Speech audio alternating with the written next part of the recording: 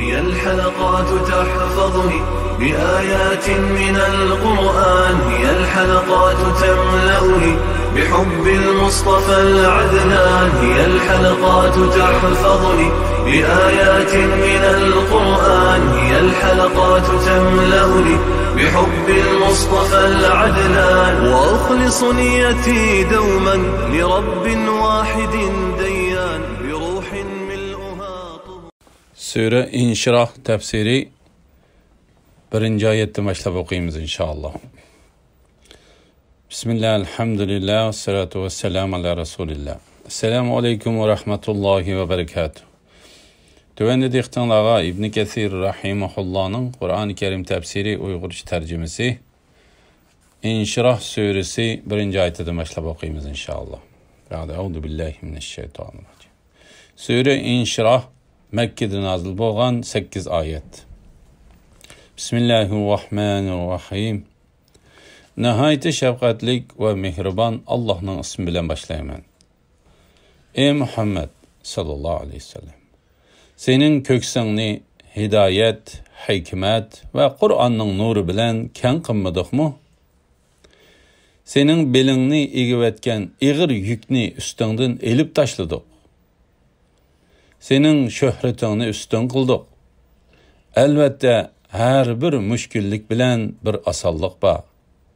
Elbette her bir müşkillik bilen bir asallık ba. Ey Muhammed sallallahu aleyhi ve sellem. Davetin boşıgan çağında Allah'a ibadet kılışkı tirişkin. Rabbinge yüzlengin. Köngülünü kengaytip nurlandırışının manisi doğrusuda. Ey Muhammed sallallahu aleyhi ve sellem. Senin köksünü hidayet, hikmet ve Kur'an'ın nuru bilen ken kılmadık mı? Yani biz kalbini nurlandırıp onu kenri azade yoruk kıldık. Bu vakti Allah Teala mındak dedik degen. Allah kimni hidayet kılmakçı bolsa onun köksünü İslam üçün açıdı. Yani onun kalbini imanға kengaytip berdi. Allah onun köңlini ken kılgandek onun şer'itigimi kenglik, kolaylık ve asanlık bergen.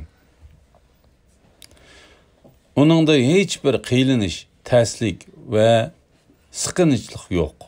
Sıkınçılık yok. Allah Teala'nın peygamberiga bergen nimetlerinin bayanı doğrusuda. Senin belini egivetken ağır yükni üstünden elip taşladık. Bu ayette bayan kılıngan, elip taşlı bitilgan ağır yükten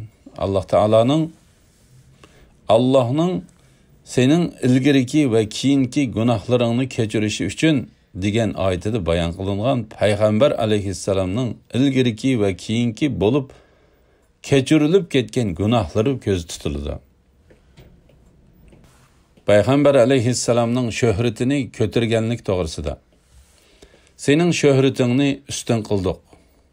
Mücahid bu ayetin manisi men tılgı ilinsamla sen men bilen bildi tılgı ilinsen. Yani bir Allah'tan başka ilah yok.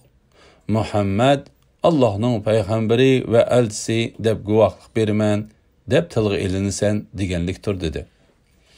Bu vakti Katade Allah onun şöhretini dünya ve ahireti kötergen.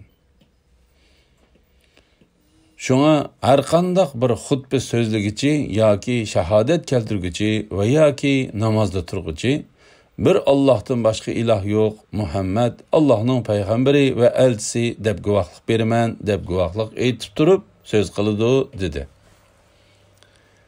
La ilahe illallah Muhammed Resulullah. Təsdikdən keyin asanlıqның boladiganlıq doğrusuda.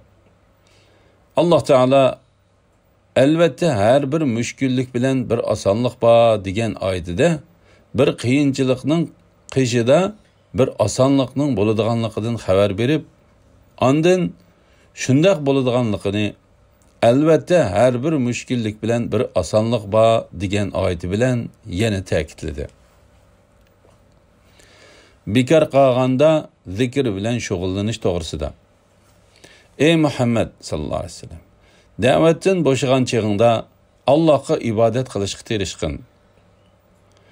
Rabbingga yuzlangin. Ya'ni sen dunyoning ishlaridan va uning mashg'ulotlaridan bekor bo'lsang va aloqangni uzsang, Rabbingning ibodatiga yuzlangin. Diling dunyoning ishlaridan uzilgan holatda uningga ibodat qilish uchun turg'in. Niyatingni va rag'batingni Rabbingga xos qilgin. Odam boshqa narsa bilan mashg'ul bo'lib turganda amal ibodat qilishga turmaslikni tövendeki hadislarni ifodalab berdi. Imom Muslim Payg'ambar alayhissalomning mundaq deganligini rivoyat qildi. Tamoq hozir bo'lib qolganda va tahorat qistab qolganda namoz o'qilmaydi. Imom Buxoriy Payg'ambar alayhissalomning mundaq deganligini rivoyat qildi. Isha namozi bilan kechki tamoq bir vaqt kelib qolsa, sizlar oldi bilan tamoqni yenglar. Mujahid bu oyatning ma'nosi, sen dunyoning ishlaridan bekor bo'lganda namozga turib Rabbingga yuzlangin deganlikdir dedi. Alhamdulillah. Alloh shukrlar bo'lsin. Shuning bilan sura İnşirahning tafsiri tugadi.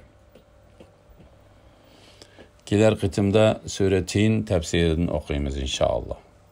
Sallallahu ala Muhammad va ala alihi va sahbihi ajma'in. Assalomu alaykum va rahmatullohi va barakatuh.